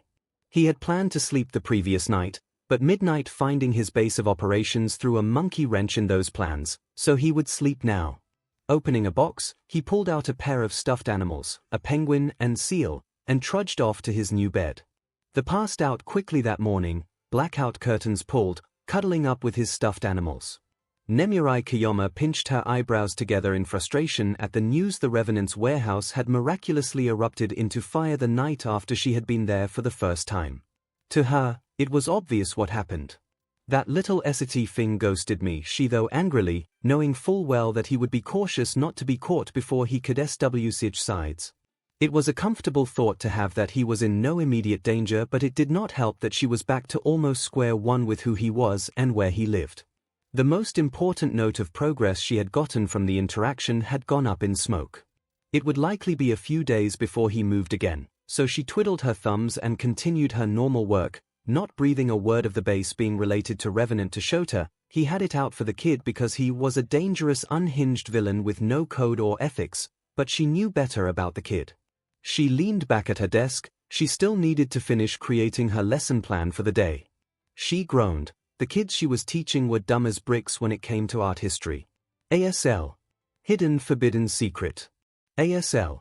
Irrelevant Attack Helicopter Workshop. How have you been doing, too young? Not bad, and like I said, it's Hidden Forbidden Secret now. I will never stop calling you too young. Your ma baby, whoa there babe, thought you were about to bust out the L word lesbians. No, the other one liquid dynamics, that's not even a real thing. It's fluid dynamics and you know it. Fut, nerd. Learned it from the best. So, my big nerdy pink-haired girlfriend, what have you been up to? When did we start dating? Around when I said girlfriend. I do not consent. I've been building a grappling hook lame, and I did it first, what the F? How the hell did you manage that? I thought you lived in the source with a box of scraps. Baby got upgrades honey, just moved into a compound, got a whole new workshop and I've been crushing it. How, where, and can I come over? If you came over I'd have to kill you beach, I'd sell my soul for a decent workshop. All I have here is a torch and soldering equipment. If I had to build my own wielder. That's rough buddy. And I'm not proficient in legalese to write a contract binding you to me for the rest of your life. I'll be your best friend. Wow, what an upgrade. Going from pro hero to support nut. You're friends with a pro. Can you tell me which one? If you find her she will hunt you down to get to me, she's such a tease. OMG it's midnight. I'm actually quite impressed. Like, I can even get mad at that. Incredible job. Thank you. And if you are such good friends with her then that would likely make you, 𝐼𝐴𝐺𝐻𝐼. Good work 𝐻𝐴𝐺𝐻𝐼. Also, you shouldn't like photos while stalking someone, it's a dead giveaway. Shocked, since we know each other now can I come to your house and use your workshop? In time, gotta make sure I can trust you darling. Baby I'll do anything. Post a video of yourself singing along to Never Gonna Give You Up by Rick Astley to your public page with no context, you want me to rickroll my followers. Effin' done. Once I see it, I'll reach out to you again and we can continue our chat. I look forward to it babe. Revenant continued where he left off looking through Dead Arms files, opening the one labeled dragon, he was met with a familiar face. That of his father, Hisoshi Midoriya. He froze at the picture of his father's face on the file of the first man he killed. There is no way, he told himself reading the report. For the most part it was innocuous, detailing jobs that Dragon had accomplished in his working for Dead Arms as a contractor for corpse disposal. The reports were fairly mundane, they didn't bring in any money, they weren't dangerous, it was grunt work. He didn't even have a monopoly on corpse disposal. Some other fire user named Darby was repeatedly mentioned as being an equally viable option, who was only disliked because of a rotten attitude. Reaching the end of the report covered Dragon being up for promotion on the same day of the villain attack, almost being fired and deciding on his own to attack the Midoriya house. The shock that his own father had tried to kill him was dwarfed only as he remembered something from the day he woke up in the hospital. Parent guardians, Hisoshi Midoriya missing, 𝐒𝐭 Midoriya room 413 note. At the request of the mother, 𝐒𝐭 Midoriya, a DNA test was run on all subjects at the scene. The report mentioned that Hisoshi had been missing the day of the attack, yet he was right there. Revenant pulled his quirk over his body and set off from the desk out into the workshop. There was someone he needed answers from. Setting out on a later afternoon ride in his combat equipment he blitzed through the streets to the secluded mental hospital Dead Arms had stashed his mother. The hospital was far away, it would have been better to take a high-speed train, but he wasn't thinking clearly as he set out on his ride, quirk blazing with fires that he could not and would not contain. He was seeing red. The shock of having killed his own father when all this mess had begun drove him further and further forward, pressing both himself and the motorcycle past both of their limits. He could feel his muscles ripping themselves apart as he involuntarily used his hysterical strength, the pain only set him off more and more. Flying through the backroads he realized that his bike was performing under what he wanted, making a mental note to have Abe enhance it further. If his quirk was going to let him push further and faster then he would DM and well ensure his equipment could keep up.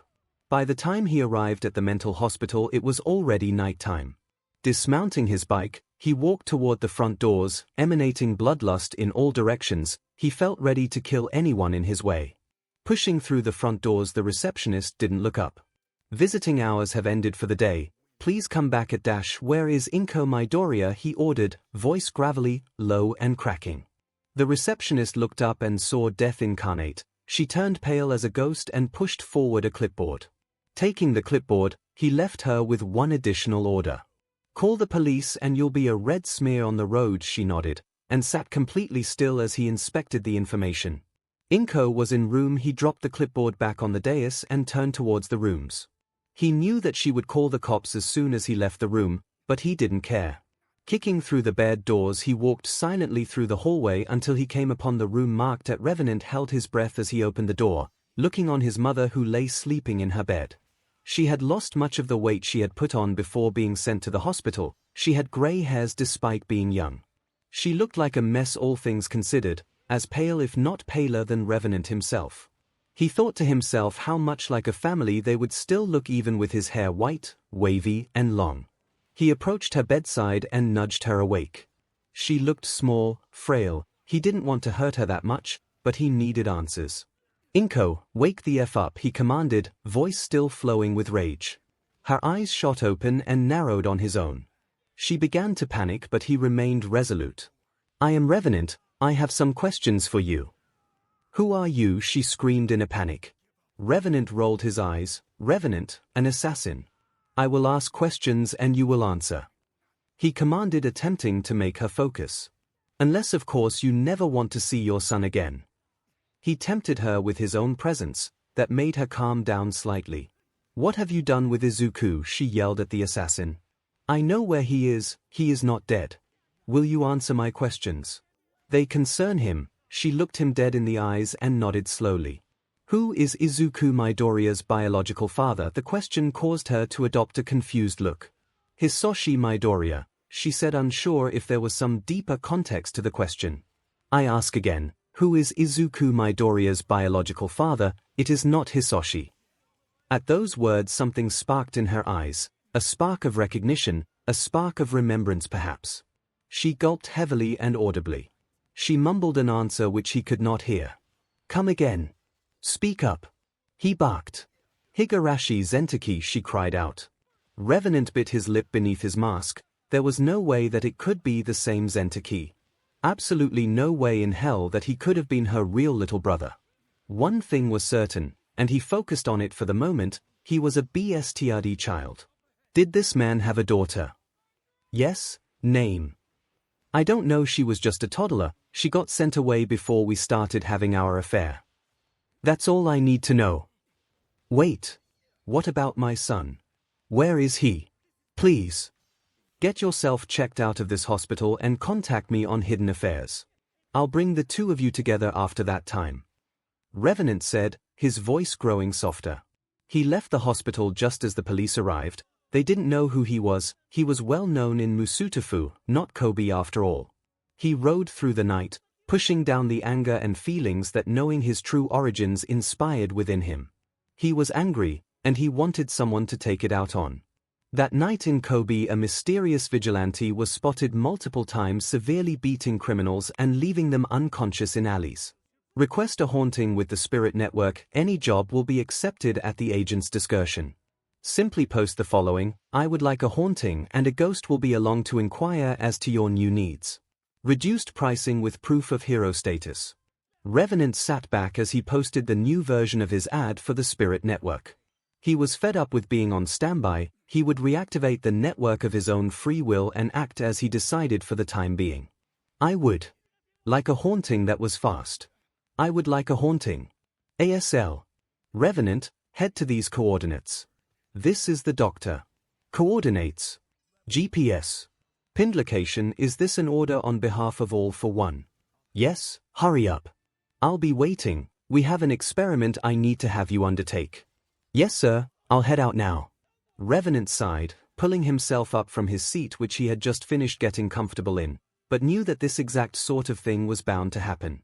All for One did not know where his new base was, and the computer's satellite uplink had been damaged, so he instead opted to bounce the signal around the world via numerous VPN layers.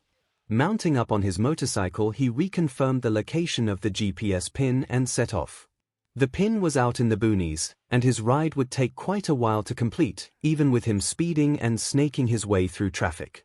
His trip took around 5 hours. He had traveled across most of the country in that time, arriving at what appeared to be a run-down and forgotten hospital just outside one of Japan's suicide forests. Revenant spotted the doctor waiting for him outside. The man looked incredibly tired, like he had not slept in weeks. Good, you have arrived. Follow me, we must begin with the experiment post-haste. Revenant parked his bike in the front of the building under the awning and followed the doctor like the good 𝐒𝐱𝐿 he was. The doctor was uncomfortable to be around at the best of times, but now he was even more nervous and neurotic. Something must have happened. It would be his job to find out what after the procedure. We will be moving up the eye alterations. A need has been found for the process to be completed sooner, the doctor said with a faint tinge of pain to his voice. Coming into the familiar examination room, he directed Revenant, remove your shirt and lie down on the table. Make sure to keep your quirk active as I put you under. Revenant nodded. The specific instructions meant that whatever experiment would be directly improving his quirk in some way. He half hoped that the eye alteration would cause a change in the color of his corneas, allowing him to hide his true identity better while using his quirk. Pulling the top of his combat suit off his shoulders, he let it hang limply at his waist and laid down on the operating table. The doctor came over and pressed the gas mask to his face after confirming that Revenant's quirk was still active. He breathed in deeply as his head became light. His quirk burned comfortably within his core as he passed out. The doctor was upset at the turn of events regarding his experiments. He did not want to rush his science, but he needed to find out if the eye transplant surgery was at least a viable option to return 𝐵𝐻𝐷R's sight. 𝐵𝐻𝐷R had been in a coma and lost all of his face after his cataclysmic battle with All Might. He was stable, but once he woke up he would surely seek to regain as much of his former power as possible. Returning his sight would no doubt be high on his priority. Today was supposed to be another round of muscle enhancement, the introduction of a new gland in the boy's head, and another modification to the boy's heart and lungs. As an addition, he would be removing and replacing the child's eyes with a pair of enhanced ones cloned from his body and made with various quirks. The operation would be incredibly risky, but the payoff could potentially ensure the boy would remain a loyal and deadly weapon. The added benefit of restoring 𝐵𝐻𝐷R's eyesight would only serve to better his contributions. The doctor went over the operations he would be performing again in greater detail. The first would be another round of muscular enhancements.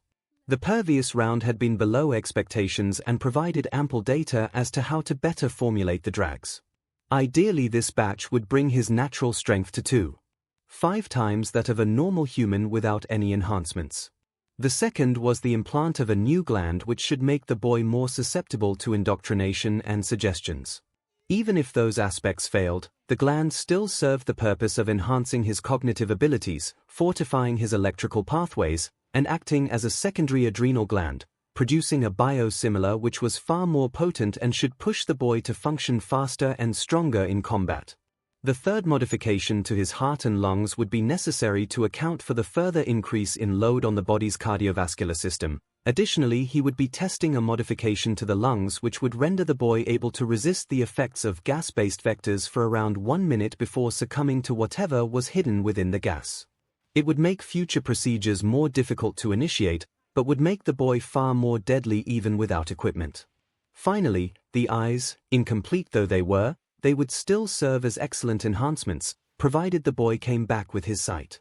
They had been formulated from the boy's own DNA, modified with an increased quirk factor which should make them able to manifest powers while his quirk remains active.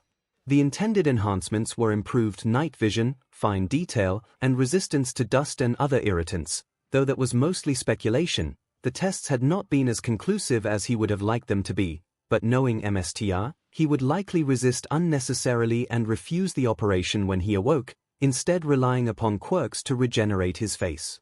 It was a fool's gambit, but one he would accept and not challenge given the chance.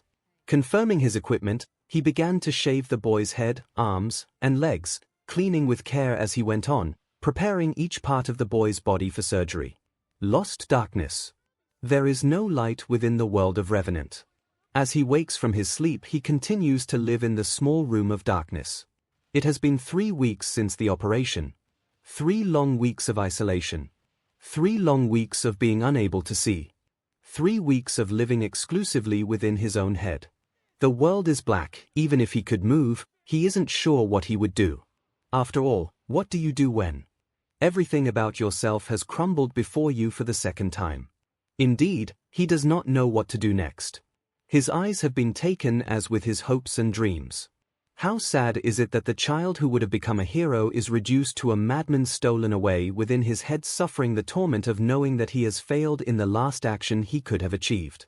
The eyes had been implanted properly, but he has been unable to see with them. According to the doctor, that simply means he will be blind for the rest of his life. How unfortunate that the weapon has lost its edge, a tool broken, useless. What could he do now except his fate as a broken and blind waste of space? It was obvious, he would wait, he would live, he needed to live. His own desires would have to wait, for he does not live for himself anymore. His life belongs to 𝐿 until he turns his life belongs to 𝐒𝐽𝐻 after that point.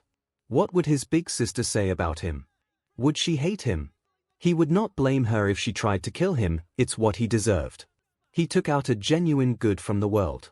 He killed his own sister, the man who raised him, broke his mother. So much death.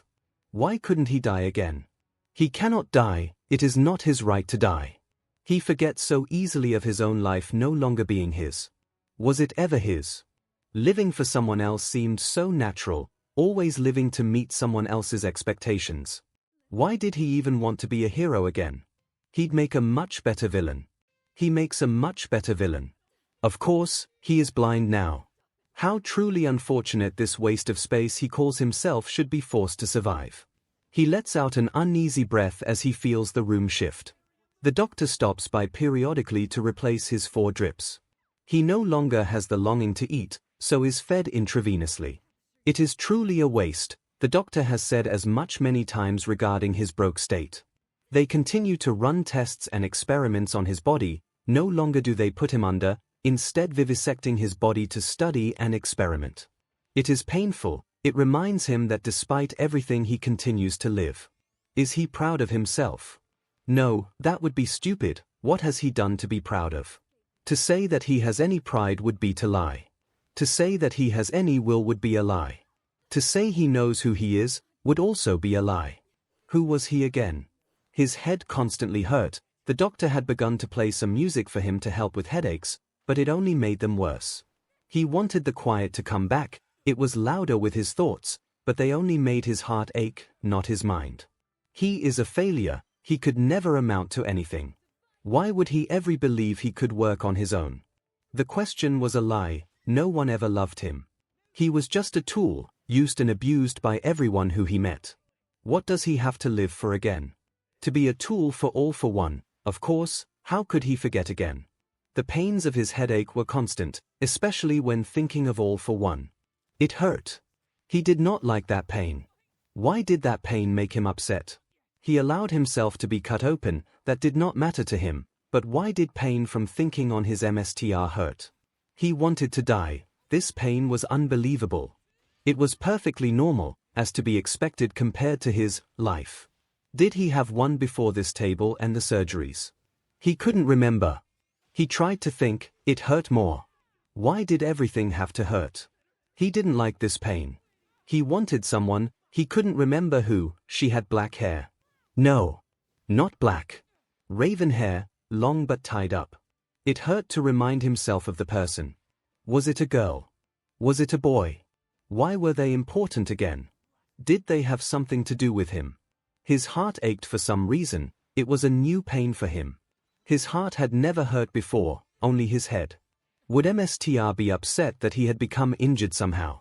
He did not want to be punished, whatever that meant. Who was he again? It was so hard to remember, to think. 𝐼𝐳. Who was that? What was that memory of a name? His heart, no insides felt like fire. It was hot, like burning himself. Words were getting harder, doctor would fix if he came. Fire burns hot, boiling BLD, head trying to remember something. He was under attack. Who was hurting him? He didn't like pain. He would take death before pain. He felt empty and achy. The world its normal black. MSTR would fix him. Fight. Fight. Enemy. Pain. Fight. His head was doing that thing again, but it didn't hurt this time. He laid content on his table. MSTR would fix him, he would make him better. He was a weapon, he was MSTR's tool. He was 𝐂𝐻𝐸 pain shot through his body. The feeling of scalding heat wrapping itself around his body, arms, legs, chest, face, but it was just pain. He wanted to ask for it to stop, but something made it feel good. Why did the pain feel good? That wasn't normal. He wasn't supposed to like this pain. MSTR had told him so. Wake the FUP. You stupid piece of 𝐸, get the hell out of bed. Some voice within him was shouting. It wasn't nice like the ones from outside, it was harsh and angry. He felt some weird comfort in the voice. He was angry. He was furious. Why was he sitting here? He had work to do. The doctor was going about his business, checking on each of his projects. The 𝐻𝐼 they had been refining was showing strange issues with following commands, likely due to the mental work of the person they based it on. It was a good base quirk, and would serve as a powerful weapon once it was complete, unlike the boy. Since losing his eyes, he had fallen into a trance that he could not be roused from. His quirk would periodically activate. It was always a tense situation, but MSTR was certain that they could not kill him unless he specifically asked for death. Something regarding their deal. It hardly made any difference to him. The boy did not move or eat on his own. He was an excellent test subject. It was nearly time for the boy's daily checkup, when an alarm started to resound throughout the building. An experiment had gotten loose. Hurrying, he moved to his control room to monitor each of the experiments. Each was in normal condition, except for the boy. His heart rate was spiking. This gave the doctor some pause. The boy's heart should have been perfectly healthy, even with the lack of exercise these past 2 months. Even so, the boy was clearly having a heart attack and would die if not aided. The doctor left the observation room and walked briskly toward the boy's room. Arriving at the door, the elderly man heard the sounds of labored breathing. Could he be waking up? He thought. It was certainly a long recovery period, but if he was waking up, then he might just have adapted to his new eyes, or perhaps the indoctrination had been too effective. Either way, it was 2 to 3 odds of something favorable happening. Either he was waking, reacting to the brainwashing, or he was currently dying. Opening the door to the room, which he kept dark as to not waste electricity, his eyes were instantly drawn to a pair of glowing nuclear green eyes. He had woken up, and his eyes had begun to function. The glowing aspect was unexpected, but working with quirks was not an exact science, especially when dealing with new techniques. The sounds of breathing were ragged and heavy. A growl filled the room. In an instant the eyes were in front of the doctor. The boy had jumped from a prone position to the door 10 meters away in 1 moment. It was astonishing how quick the boy moved. He didn't even have enough time to react as the boy threw him to the ground and sprinted past him. The boy was in a rampage, of that he was sure, likely a fear response to being unable to see. Screams and roars filled the halls. He was in danger. Locking himself in the now empty room, he decided he would wait out the boy and inform MSTR that the child had indeed awoken, seemingly with his new eyes. How fortunate for him that he should be able to inform MSTR of boy the operation's success and his tools return to operation. The past months had been boring without sending the boy out on errands for the villainous group. His reports were always interesting and detailed. He wondered how much of that personality had survived after all the brainwashing. They had been trying to break him down into just a weapon. Ravenous, that would be the word to best describe him at the moment he awoke. He was in a dark room, filled with medical equipment. His body felt atrophied and weak. It was incredibly frustrating to deal with as he willed himself to awaken his body. He flexed his body and involuntarily turned his head 90 degrees, letting out a sickening crack. His body was out of shape. How long had he been out? He wanted to return to his home. Wherever that was, his body would surely know. He worked through his body, moving each part, awakening his slumbering body. It was sore, like it had not moved in weeks. It discomforted him. Why would he stop? It made no sense to stop for any reason other than his own. He was a weapon, yes, but his own MSTR. He belonged to the will of his own self. He wanted to do things of his own choice. Why wouldn't he? What would stop him from doing as he pleased? The door opened, letting in a ray of blinding light. His eyes quickly refocused on the old mustached man who stood in the door. He was irrelevant. He jumped forward, testing himself, and pushed the man down the ground before moving through the door himself. He wanted to leave this place, go to his own place. He would remember eventually where that was. Running through the halls, he was accosted by machines. They irritated him. so he broke them. Putting his fist and feet through the bare metal hurt and he roared in pain. It was reminding him of something while pushing him further. The fire in his chest was growing in intensity. It had briefly blazed like the sun, but now it was small again. He wanted it to burn freely. There was something he needed to keep it burning for. It was his own idea that the fires were protection, guarding him from some weakness or pain he couldn't deal with. Trotting through the building, he arrived at an operation room of sorts.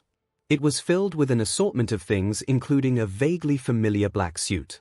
Pulling the thing on was difficult. It was a bit too small and tight on him, forcing him to leave it partially unzipped, his chest showing through the outfit. It felt good to wear, tight on his skin yet still flexible. He coughed and clutched at his chest. It burned as blood came from his mouth.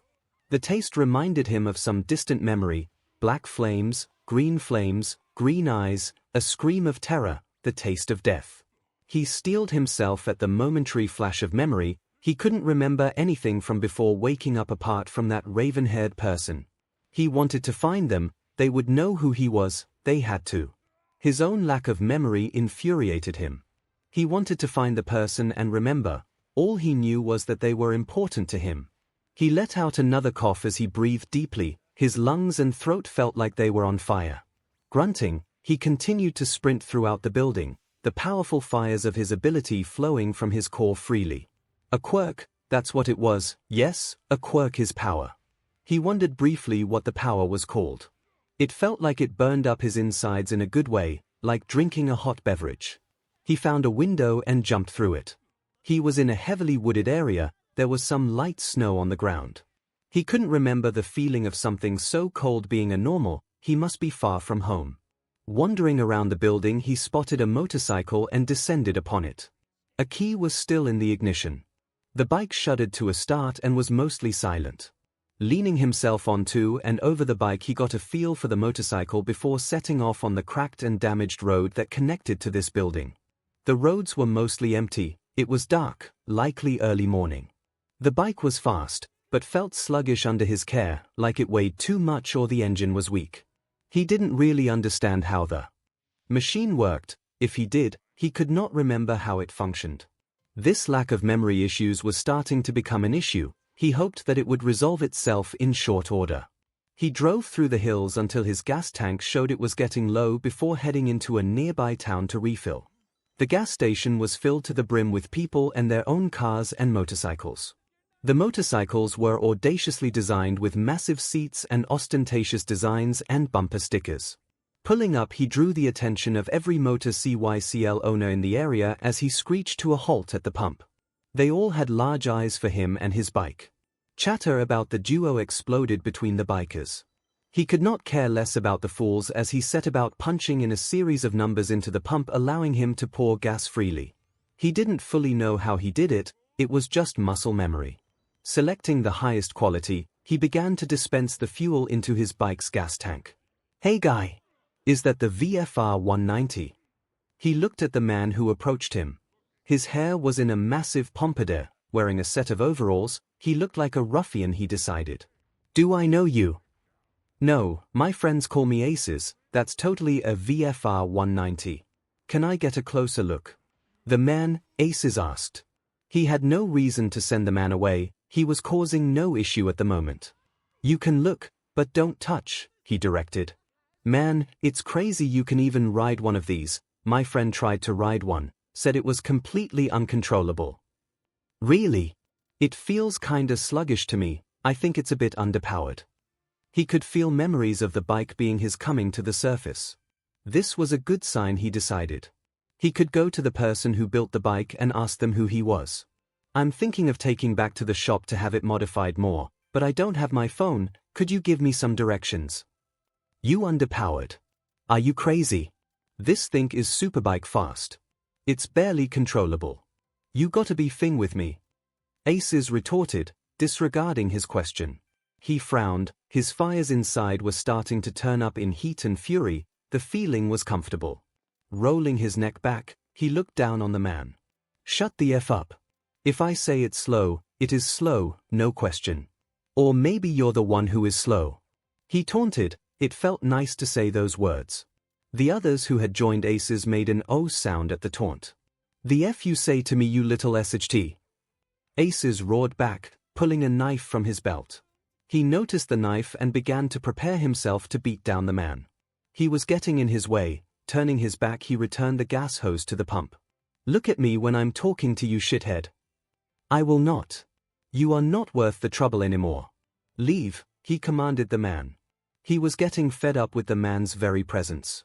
His quirk continued to grow in power under his skin. It felt like he was boiling with energy, the fullest feeling of being alive. Another voice shouted out to him, "You gotta respect Aces. His DA boss. Yeah. Show some respect. His DA baddest in Tokyo." "So, I'm near Tokyo," he thought to himself. That was a better improvement. He felt like Tokyo was still too far north to be home. He paid the group no attention as he started to climb back onto the bike, now identified as the VFR 190. He dodged a stab from the lead man, and turned his head to see that he was red with rage. He half wanted to warn the man off, but a larger, more excited part of himself, namely his quirk, was eager to PND the man into the ground. He stopped getting onto the bike and set his feet back on the ground. He walked around the bike and stood across from the man. He looked fairly normal. He either didn't have a quirk or his quirk was an emission type. "You're done for, but," the man roared out like a child having a tantrum. He just turned up his mouth in a sneer. He was past words. His quirk was feeling like it was about to become a sun again. He could feel the world slowing down. Stress was accumulating in his body. He was itching to start the fight. Dashing forward, he swung his fist toward the man, who reacted by brining the knife down on his arm. The man had briefly moved too fast. He also appeared to have closed his mouth. He looked like he held his breath. He had already solved the man's quirk. The person in question was lunging for him again, this time trying to stab him in the chest. His power burned his BLD and filled himself. It burned like the sun, engulfing him and filling him with rage. His mind went blank. Nemurai sat with Shota as they watched Revenant brutalize the group. After getting stabbed, his expression twisted into one of rage and fury. He grabbed the gang member by the throat and flung him into the rest of the crowd. He bounced around like a wild animal, jumping between each of the combatants. She barely recognized him. His hair was cut short, he was taller, wider, and scrawnier, his eyes piercing and bright with energy. They looked different even through the cameras. He looked like he had physically aged by another 2 years in the past 4 months. Jumping between the bodies, he landed HA on each, impacting each's chest or back hard. He didn't have any weapons, but he instead would PND their heads in, caving in faces or dispatching each member with brutal efficiency. His fighting style was acrobatic and brutal, like a masterful dance of death. He breaks into a mental hospital, convinces a woman her dead son is alive, disappears for 4 months, and this is how he makes his return.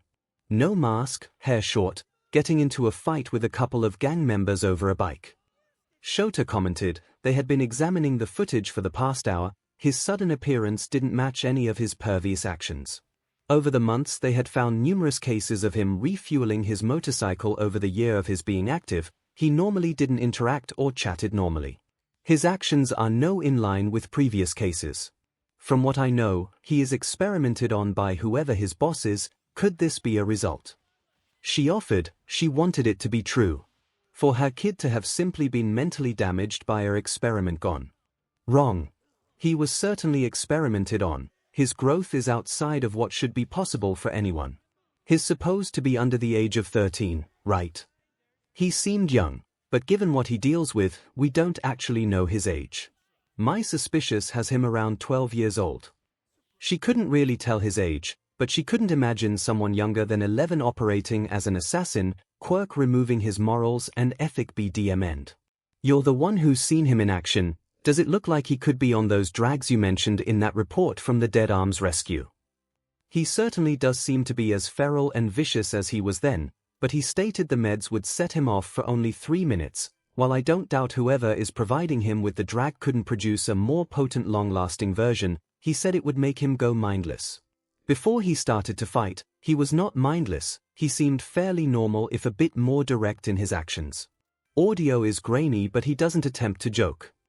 Very out of character for him. He generally tries to joke. Nemurai agreed. he looked unlike himself. She had resigned herself to finding and arresting him. Given his most recent encounter, he was certainly proving himself to be dangerous. After he finished brutalizing the thugs, he climbed onto his bike and rode off, running over two of them with a cruel smile. They knew how fast his bike was. It would require trapping him if they wanted to capture him. Nemuri was glad that he had reappeared without his mask. She would be able to knock him out on their next encounter.